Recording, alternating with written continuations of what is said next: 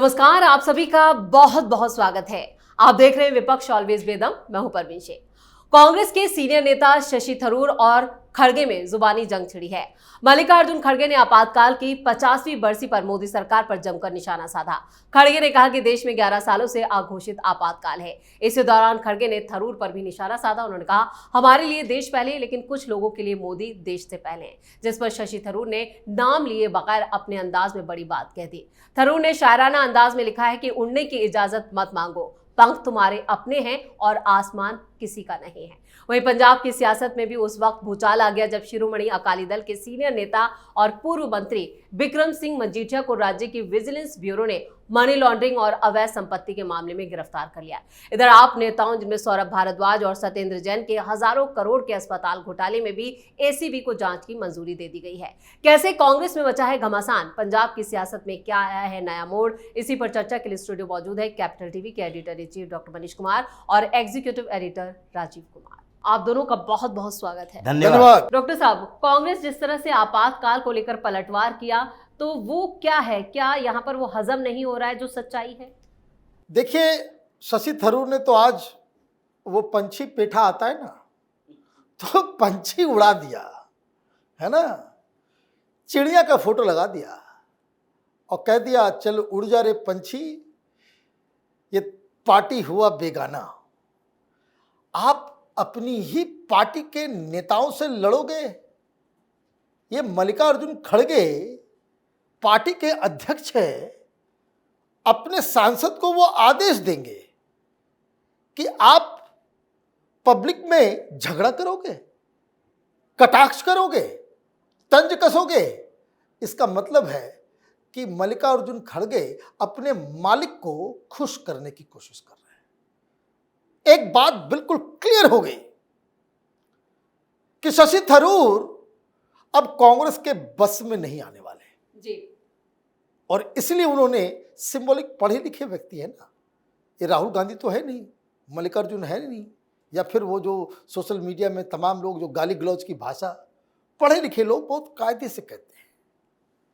चिड़िया, उसको कहा पंख तुम्हारे, आसमान तुम्हारा, परमिशन किसकी?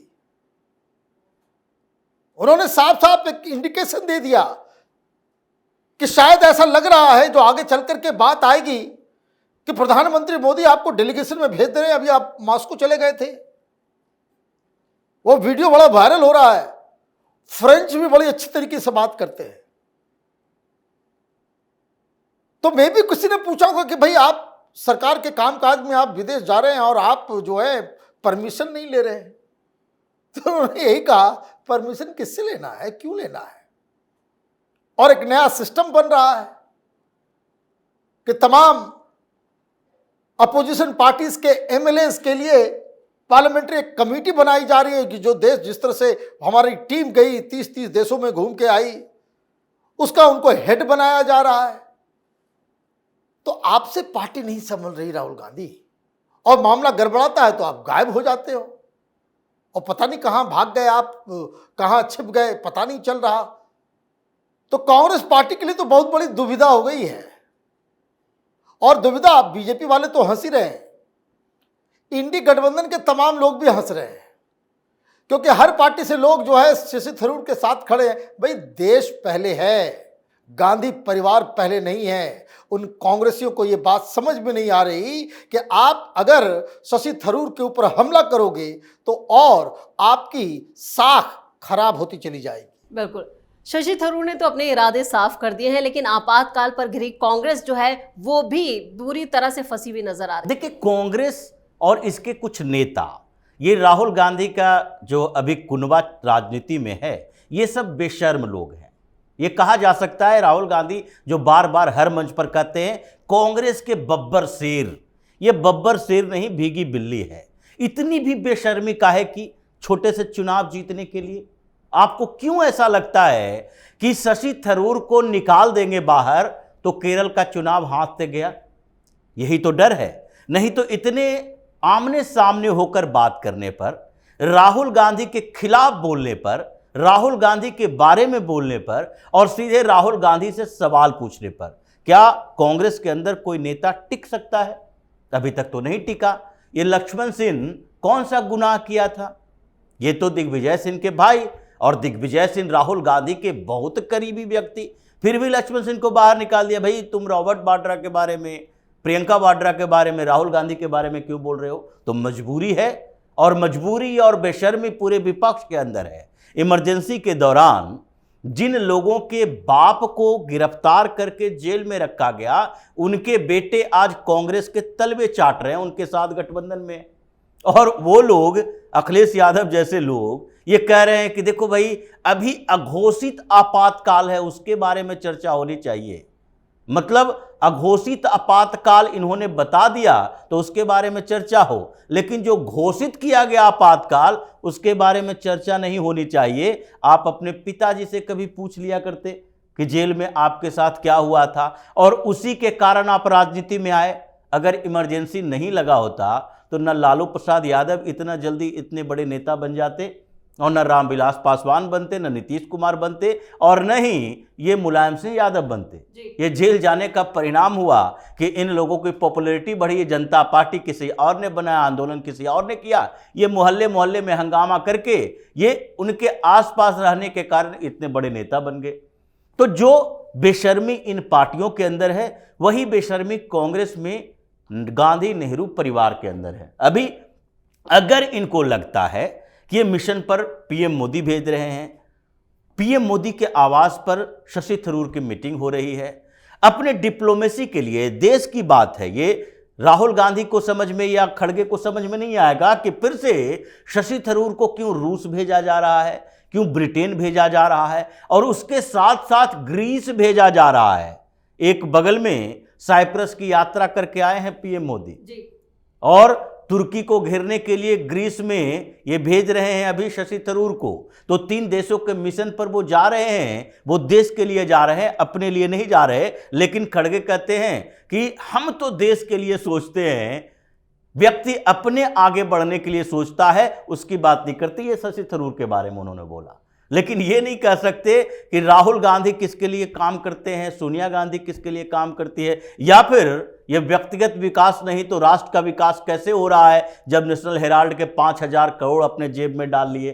तो इन लोगों की बेशर्मी अभी है, और शशि थरूर ये जानते हैं कि जिस तरीके से कांग्रेस के राष्ट्रीय अध्यक्ष के चुनाव के समय इन लोगों ने उनकी बेइज्जती की। जिस स्टेट में जाते थे पहले से फोन जाया करता था कि नहीं इसको रिसीव नहीं करना है, कांग्रेस के दफ्तर में जाएं तो इनसे मुलाकात नहीं करनी है। इसलिए वो बेचारे जाते, 4-5 अपने नेताओं के साथ मीटिंग करके उस स्टेट से वापस आते थे। उसका बदला लेंगे और राहुल गांधी के पूरे परिवार को ऐसे ही बेइज्जत करेंगे, और सारा कोर कसर ये केरल के चुनाव के समय निकालेंगे इन लोगों से। बिल्कुल।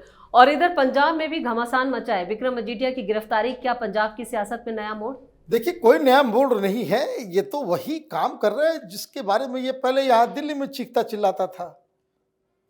भाई जब ये शराब घोटाले में फंसा या अभी क्लासरूम घोटाले में फंसा, ये बीजेपी वालों ने किया है, बीजेपी वालों ने किया है ना?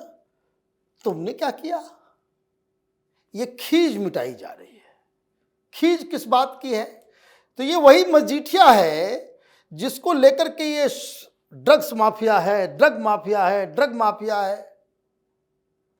और मानहानि का केस हुआ तो माफी मांगनी पड़ी केजरीवाल को। केजरीवाल ये माफी वीर है ना, कभी कपिल सिब्बल से माफी, तरुण जेटली से माफी, गडकरी से माफी। भाई लिस्ट में इतनी लंबी है कि जिस किसी के ऊपर अभी तो, अब देखिए अभी प्रेस कॉन्फ्रेंस नहीं कर रहा, किसी के ऊपर आरोप नहीं लगा रहा है। क्यों मालूम है? जब दिल्ली में इसकी सरकार थी तो ये असेंबली बुलाता था, असेंबली में गालियां देता था कि कोई केस ना हो। अब आपके पास पंजाब की सरकार है, आपने विजिलेंस लगा दिया।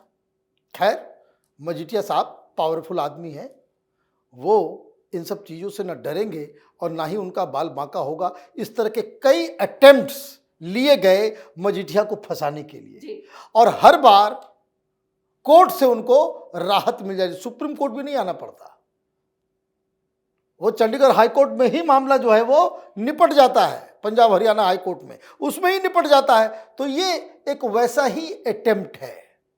लेकिन कब तक आप इस तरह की राजनीति करेंगे? इस तरह की कार्रवाई से ऑलरेडी जिस तरीके से कुंडली मार करके पंजाब की राजनीति में दिल्ली वाले सब बैठ गए हैं, ये ऑलरेडी वहाँ विस्फोटक की स्थिति पैदा हो गई है। और ये विस्फोटक स्थिति अभी देखिए 1-2 सप्ताह के अंदर एक बहुत बड़ी खबर पंजाब के आम आदमी पार्टी से आएगी। फिर इन लोगों को फिर पंजाब से भाग के वापस दिल्ली आना पड़ेगा। वैसे आम आदमी पार्टी से एक और भी बड़ी खबर आ रही है, सौरभ भारद्वाज और सत्येंद्र जैन के जो घोटाले किए उसके लिए एसीबी को मंजूरी दे दी गई है जांच की। देखिए, जब मुख्यमंत्री जो रहा था वो ही जेल चला गया, उसके सारे मिनिस्टर अब धीरे धीरे जेल जाएंगे आएंगे, इन लोगों की यही औकात है। लेकिन अरविंद केजरीवाल को देखिए, जब यहाँ सौरभ भारद्वाज और सत्येंद्र जैन के खिलाफ इंक्वायरी के लिए मंजूरी दी गई केंद्र सरकार से, तो कहते हैं राजनीतिक बदले की भावना है। और वहां पंजाब के अंदर मजीठिया के खिलाफ, ये तो ड्रग्स के खिलाफ अभियान है। अरविंद केजरीवाल बोल रहा है ड्रग्स के खिलाफ अभियान, और मजीठिया के घर में ड्रग्स तो नहीं मिला। उसके खिलाफ कार्रवाई किस बात के लिए हुई? विक्रम मजीठिया के खिलाफ कार्रवाई इस बात के लिए हुई कि उनके पास बेनामी संपत्ति है, सोर्सेस नहीं है। उन्होंने 200 करोड़ रुपया कंपनियों में इन्वेस्ट करके रखे हैं। उनकी कुछ कंपनियां हैं, इतने लंबे समय से राजनीति कर रहे हैं, अकाली दल के परिवार से, और विक्रम मजीठिया भी राजनीतिक परिवार से। ये जो सुखबीर सिंह बादल हैं उनके ये साले लगते हैं। आज जिस तरह से हर जगह लिखा जा रहा है हरसिमरत कौर बादल जो पूर्व केंद्रीय मंत्री, आज वो केंद्रीय मंत्री रहती। अगर इन लोगों को लगता कि नहीं ये पंजाब में पंजाब के किसानों का आंदोलन, उससे कोई फर्क नहीं पड़ने वाला है आगे की राजनीति पर, इन लोगों ने सोचा नहीं भारतीय जनता पार्टी विलेन है और इसी को विलेन बनाना है, इसलिए गठबंधन तोड़ दो। 40 साल का गठबंधन तोड़ दिया। आज वो केंद्रीय मंत्री के तरफ से बोलते कि केंद्रीय मंत्री हैं, पूर्व केंद्रीय मंत्री नहीं कहे जाते। लेकिन खैर, ये जो स्थितियां आई है, मजीठिया के खिलाफ आरोप इतना ही है कि इनके जो कंपनियों में इन्वेस्टमेंट है उसके सोर्सेस इन्होंने नहीं बताए कि ये पैसे कहां से आए हैं। कई पैसे ऐसे हैं उसके सोर्सेस सही तरीके से नहीं मिले हैं। ये आम आदमी पार्टी का कहना है, ये विजिलेंस डिपार्टमेंट का कहना है। मतलब आय से अधिक संपत्ति का मामला, जो मामला मुलायम सिंह यादव पर इतने सालों तक चला, अखिलेश यादव पर भी चल रहा है, कई नेताओं के ऊपर चल रहा है, वही मामला इनके खिलाफ भी है। लेकिन इससे आम आदमी पार्टी में क्या हो रहा है? अमृतसर से ही 2 विधायक आम आदमी पार्टी के, जिसने सीधे मोर्चा खोल दिया कि ये क्या काम है, ये सुबह सुबह किसी सम्मानित परिवार के घर में भेज देते हो छापा मारने के लिए, उनके औरतों को पकड़कर बिठा रहे हो, ये सही नहीं है, ये राजनीति नहीं होती है। ऐसे नैतिकता का ध्यान रखो। मतलब आम आदमी पार्टी में जो पहले से आग लगी हुई थी, जिसके लिए अरविंद केजरीवाल को सामने आकर बोलना पड़ा कि नहीं भाई, मुझे राज्यसभा की सीट नहीं चाहिए, हम नहीं लेंगे, किसी और को देंगे। डर से करना पड़ा, क्योंकि जान रहा था कि पंजाब के अंदर जो चल रहा है उसमें कई विधायक छोड़कर चले आएंगे या क्रॉस वोटिंग हो जाएगी, तो फिर उसके बाद बेइज्जत होकर पंजाब से ही वापस आएंगे। अभी इस घटना ने अकाली दल और भारतीय जनता पार्टी को और करीब किया है, और ये लोग सोचने लगे कि कांग्रेस ने तो अपना काम कर दिया दिल्ली के अंदर, यहां भी अपना काम करेगी, लेकिन अकाली दल और भारतीय जनता पार्टी की जिम्मेदारी है एकजुट हो जाओ। वहां पर आम आदमी पार्टी के खिलाफ एकजुट होना पड़ेगा। 2022 में सब अलग अलग चुनाव लड़े, 24 में अलग अलग चुनाव लड़े, तो ये परिणाम झेलने को मिला। अब आगे अलग अलग चुनाव लड़ोगे तो जैसा केजरीवाल का नेचर है वो सारे लोगों को अपने तरीके से चलाएगा, और पंजाब की राजनीति भी दिल्ली से ही चलेगा। इस तमाम जानकारी के लिए और सटीक विश्लेषण के लिए आप दोनों का बहुत बहुत धन्यवाद। धन्यवाद। थरूर ने अपने इरादे जता दिए हैं, वहीं कांग्रेस ने भी थरूर को लेकर जो कहा उससे साफ है कि अब थरूर कांग्रेस को बड़ा झटका देने की तैयारी कर चुके हैं। पंजाब में भी हंगामा मचा है, आम आदमी पार्टी के अंदर भी बवाल मचा हुआ है। विक्रम मजीठिया की गिरफ्तारी से बीजेपी और अकाली दल जो है वो फिर से करीब आ रहे हैं, यानी कि पंजाब में एक नई तरह के समीकरण उभर कर सामने आ सकते हैं जो यहाँ पर विपक्ष को और बड़ा झटका देंगे। इस खास शो में इतना ही। वीडियो कैसा लगा कमेंट करके अपनी राय जरूर दें, वीडियो को लाइक करें, शेयर करें और कैपिटल टीवी को सब्सक्राइब जरूर करें। धन्यवाद।